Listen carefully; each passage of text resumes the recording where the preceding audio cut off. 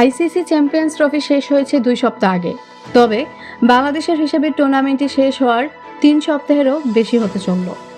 আর সেই সময় কিনা প্রসঙ্গ উঠল সাকিব আল হাসানের চ্যাম্পিয়ন্স ট্রফি দলে না থাকা নিয়ে।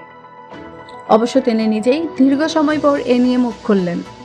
তাকে দলে না রাখার বিষয়ে বিসিবি থেকে কোনো যোগাযোগও করা হয়নি বলে জানিয়েছেন সাকিব। এর আগে চ্যাম্পিয়ন্স ট্রফির দল ঘোষণার সময় সাকিবকে না রাখার ব্যাখ্যা দিয়েছিলেন প্রধান নির্বাচক গাজী আশরাফ হোসেন লিপু। যদিও বিষয়টি নিয়ে প্রকাশ্যে তিনি খুব বেশি কথা বলতে অসম্মতি জানান। সাকিবকে চ্যাম্পিয়ন্স ট্রফিতে না রাখার অন্যতম কারণ ছিল তার বোলিংয়ে নিষেধাজ্ঞা। অবৈধ বোলিং অ্যাকশনের দায়ে 6 মাসেরও বেশি সময় বোলার সাকিব ক্রিকেটে নিষিদ্ধ ছিলেন। ফলে কেবল ব্যাটার সাকিবকে দলে নেওয়া ও কম্বিনেশন মেলানোর জন্য যথেষ্ট মনে করেননি প্রধান নির্বাচক। দল ঘোষণার পর এ নিয়ে কথা বলেননি 37 বছর বয়সী এই বাংলাদেশি তারকা। তবে সম্প্রতি সাকিব মুখ খুলেছেন ক্রীড়াভিত্তিক ওয়েবসাইট ক্রিকবাজের সঙ্গে।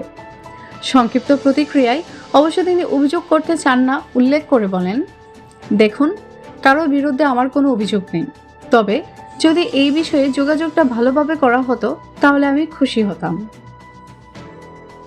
এর আগে চ্যাম্পিয়ন্স ট্রফির জন্য বাংলাদেশের দল ঘোষণার সময় প্রধান নির্বাচক বলেছিলেন বোলিং অ্যাকশনের পরীক্ষায় নেগেটিভ, তাই তিনি শুধু ব্যাটসম্যান হিসেবে খেলতে পারবেন।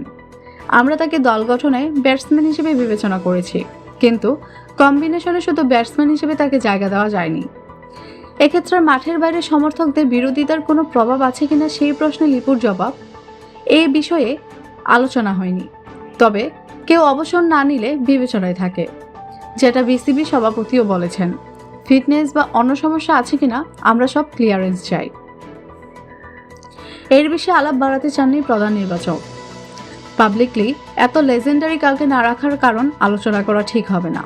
যারা আছেন তারা ক্যাপেবল, ঘরোয়াতে রান করেছেন। এদিকে সম্প্রতি সাকিবের বোলিং অ্যাকশন বৈধ বলে রায় এসেছে। তৃতীয় দফায় ইংল্যান্ডের বার্মিংহ্যামে দেওয়া পরীক্ষায় উত্তীর্ণ হওয়ার পর ঘরোয়া প্রতিযোগিতার পাশাপাশি আন্তর্জাতিক ক্রিকেটেও বোলিং করতে বাধা রইল না সাকিবের অনুপস্থিতিতে বাংলাদেশের সিনিয়র ক্রিকেটারদের ভেতর তেমন কেউই রান করতে পারেনি চ্যাম্পিয়ন্স ট্রফিতে। নাজমুল হোসেন শান্ত রান পেয়েছেন দ্বিতীয় ম্যাচে। এর বাইরে ব্যাটিং পারফরমেন্স বললে কেবল তরুণদের নামই আসবে। বাংলাদেশও ভারত নিউজিল্যান্ডের বিপক্ষে হেরে চ্যাম্পিয়ন্স ট্রফি থেকে বিদায় নিশ্চিত করে। এরপর পাকিস্তানের বিপক্ষে গ্রুপ পর্বের শেষ ম্যাচটি পরিত্যক্ত হয়ে যায় বৃষ্টির কারণে। ধন্যবাদ।